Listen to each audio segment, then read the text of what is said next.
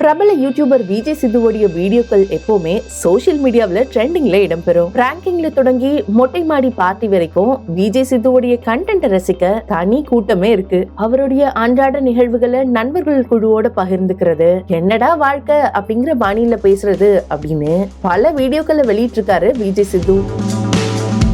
சில சமயங்கள்ல 90s கிட்ஸோடைய memories, விளையாட்டுகளை மீட்டு உருவாக்கம் செய்து அதை அவர் ஒரு வீடியோவா பதிவிடுறது ஒரு வழக்கம். அப்படிதான் 2 நாட்களுக்கு முன்னாடி நிக்கல் குந்தல் அப்படிங்கிற தம்ப்நெயிலோட ஒரு வீடியோ ஒண்ணு வெளியே இருந்துச்சு.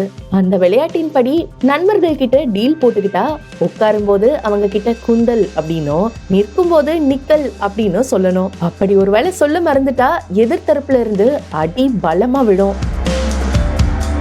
இந்த விளையாட்டை தான் விளையாடி வீடியோவா வெளியிட்டு இருந்தாரு சித்து. ஸ்டார்டிங்ல இப்படி ஒரு விளையாட்டை அவருடைய நண்பர்கள் குழு சொன்ன போது புரியாம இருந்த சித்து பின்பு புரிந்துகிட்டு விளையாட துவங்கினாரு. இதுல சித்து உட்பட அனைவருக்குமே அடி கிடைத்தது. ஏனினும் அவருடைய நண்பர்கள் குழுவுல ஒருத்தர் குந்தல் அப்படின்னு சொல்லாம உட்கார்ந்ததை பார்த்த சித்து அவரை புரட்டி போட்டு அடிச்சிருக்காரு. சிரிச்சுக்கிட்டே அவர் அடிக்கும் போதும் அடி வாங்குறவரும் சிரிச்சுக்கிட்டே ஓடுறது காட்சியில இடம்பெற்றிருந்துச்சு.